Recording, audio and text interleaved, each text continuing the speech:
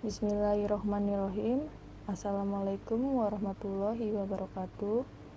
Kami dari kelompok 3 yang beranggotakan saya sendiri, Sana Atoya, dan rekan saya, Rifdat Takiyah, ingin mempresentasikan tentang uang dalam ekonomi Islam.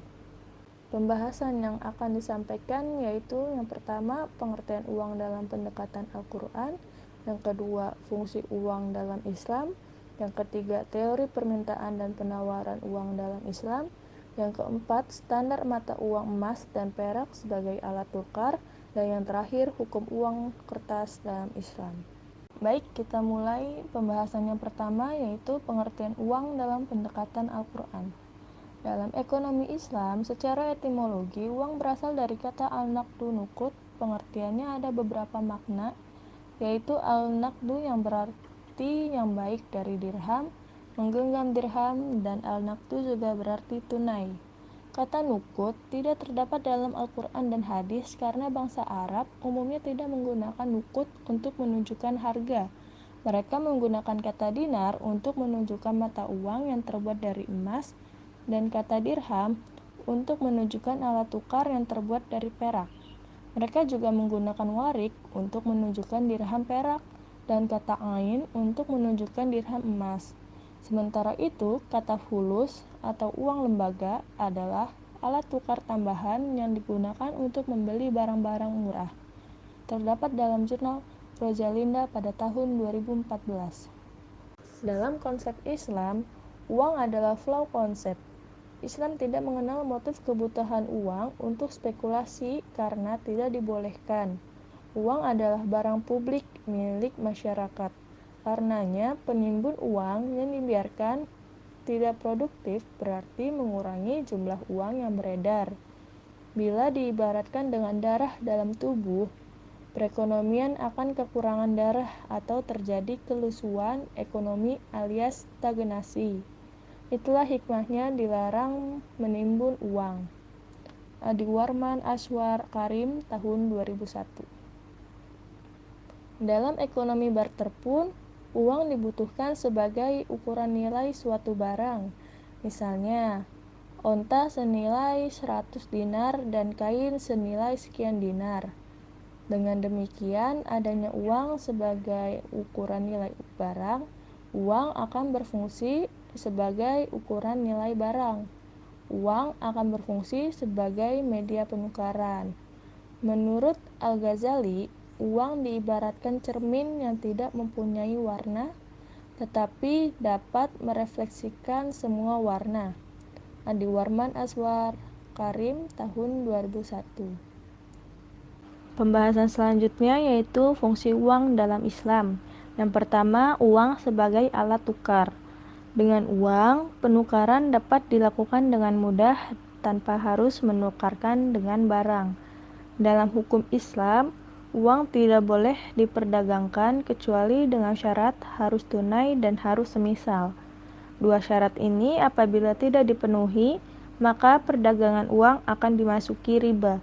Riba ialah tambahan tertentu tanpa imbalan yang disyaratkan dalam akad sebagai hak salah satu pihak, yang terjadi baik dalam akad hutang piutang maupun akad jual beli.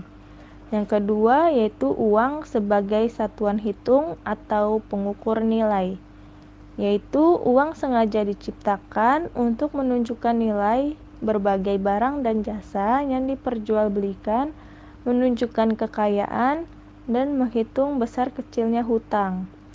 Yang ketiga yaitu uang sebagai penyimpanan nilai. Fungsi uang sebagai penyimpan nilai diselisihkan oleh para ulama. Sebagian ulama seperti Mahmud Abu Syu'ud mempunyai pandangan bahwa uang sebagai alat penyimpan nilai merupakan ilusi yang tidak benar, karena uang tidak dapat dikategorikan sebagai barang komoditas seperti barang-barang lain. Uang sama sekali tidak mengandung nilai pada bendanya. Uang hanyalah sebagai alat tukar menukar kebutuhan. Dan yang terakhir yaitu standar pembayaran yang ditangguhkan. Uang bukan hanya berguna untuk mengadakan transaksi seketika, melainkan merinci bayaran mendatang terkait pembelian saat ini, yaitu membeli sekarang dan membayar belakangan. Fungsi ini merupakan akibat uang berperan sebagai satuan hitung dan simpanan nilai. Konsekuensinya, keberhasilan uang melaksanakan fungsi ini berkaitan langsung dengan keberhasilannya menjalankan fungsi lain. Baik, selanjutnya ada teori permintaan dan penawaran uang dalam Islam.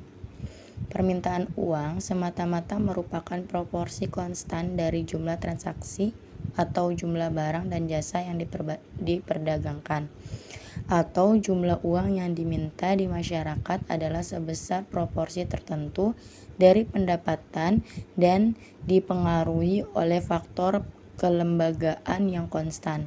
Dengan demikian, permintaan uang adalah untuk dibelanjakan dan bukannya disimpan sebagai kekayaan atau tujuan untuk spekulatif.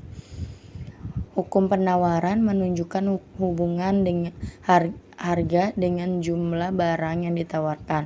Hukum penawaran berbunyi, jika harga barang turun, maka jumlah barang yang ditawarkan turun, dan sebaliknya, jika harga barang naik, maka jumlah barang yang ditawarkan naik. Sehingga hubungan antara harga dan jumlah barang yang ditawarkan adalah hubungan positif.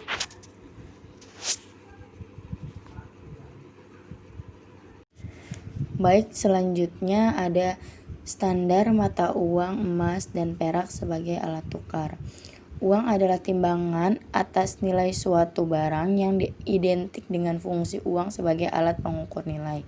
Sebagai pengukur nilai, uang seharusnya memiliki standar ukur yang benar. Dalam Al-Quran sendiri dijelaskan, dan sempurnakanlah takaran dan timbangan dengan adil.